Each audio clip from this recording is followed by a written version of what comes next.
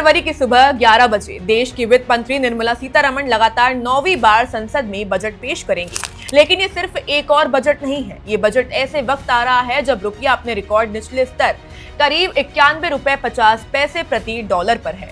America के साथ व्यापारिक तनाव के कारण भारतीय निर्यात पर 50% टैरिफ की मार है।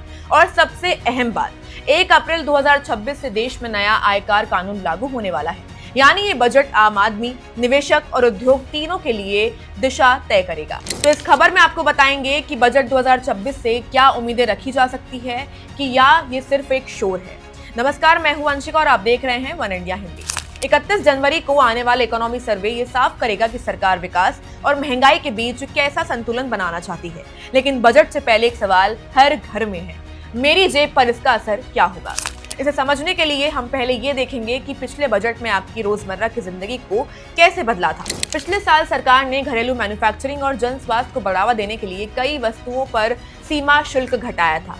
नतीजा ये था कि मोबाइल फोन और उनके कंपोनेंट सस्ते हुए थे, कैंसर जैसी गंभीर बीमारियों की लाइफ सेविंग दवाइयों की कीमत घटी थी और हस्तक्षेप का सामान और जहाजों की पुर्जे भी सस्ते हुए थे। लेकिन तस्वीर का दूसरा पहलू भी था। कुछ औद्योगिक उत्पादों और कपड़ों पर आयात शुल्क बढ़ा था, जिससे शिक्षा और ऑफिस में इस्तेमाल होने वाले इंटरैक्टिव फ्लैट पैनल डिस्प्ले और बने हुए कपड़े महंगे हो गए थे। यानी बजट का असर हमेशा सीधा नहीं होता, कहीं राहत तो कहीं बोझ पड़ता ही पड़ता है। अब बात करते हैं सबसे अहम मुद्दे की, टैक्स। बजट 2026 में टैक्स पेयर्स को टैक्स स्लैब या दरों में किसी बड़े बदलाव की उम्मीदें कम रखनी चाहिए। खबर के मुताबिक पिछले कुछ बजटों में पहले बड़े सुधार किए जा चुके हैं। इस बार सरकार का फोकस प्रशासनिक सुधारों पर होगा, क्योंकि 1 अप्रैल 2026 से एक बिल्कुल नया आयकर अधिनियम लागू होगा। सरकार चाहती है कि टैक्स भरना आसान हो, प्रक्रिया पारदर्शी हो, सिस्टम डिजिटल और करदाता अनुकूल बने। यानी रेट बदलने से ज्यादा सिस्टम बदलने की तैयारी है। कोटक इंस्टीट्यूशनल इक्विटीज के सीईओ प्रतीक गुप्ता का मानना यह भी है कि इस बजट से बहुत बड़ी राहत या भारी खर्च की उम्मीद नहीं करनी चाहिए। इसलिए फोकस हो सकता है बेहतर नीति, तेज फैसले और प्रशासनिक सुधार पर। शेयर बाजार और उद्योग जगत इस बजट को काफी ध्यान से देख रहा है। निवेशकों की मांग है कि टैक्स नियमों में स्थिरता लाएं, एलटीसीजी और एसटीसीजी की दरों में काफी कुछ सरल हो जाए। वही छोटे उद्योग चाहते हैं कि सस्ता कर्ज हो और निर्यात बढ़ाने के लिए एक विशेष इंसेंटिव तय की जाए, ताकि अमेरिकी टैरिफ से हुए नुकसान की कुछ हद तक भरपाई हो सके। आम आदमी के लिए सबसे अहम सवाल रसोई, इलाज और बीमा पर क्या होगा।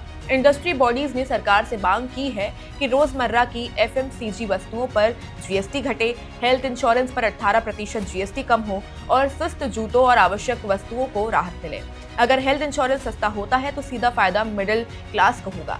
खाने पीने की चीजों की कीमत काबू में रखने के लिए कृषि और कोल्ड स्टोरेज इंफ्रास्ट्रक्चर में बड़े निवेश की उम्मीद है और एलपीजी व सब्सिडी का आवंटन तय करेगा कि आपकी रसोई कितनी महंगी होगी। बजट 2026 चमक धमक वाला बजट नहीं हो सकता, लेकिन ये एक संक्रमणकालीन बजट जरूर है, जहां सरकार नए टैक्स कानून, वैश्विक दबाव और घरेलू महंगाई के बीच संतुलन साधने की कोशिश करेगा। असल सवाल अब भी यही है कि क्या सुधार जमीन पर दिखेंगे।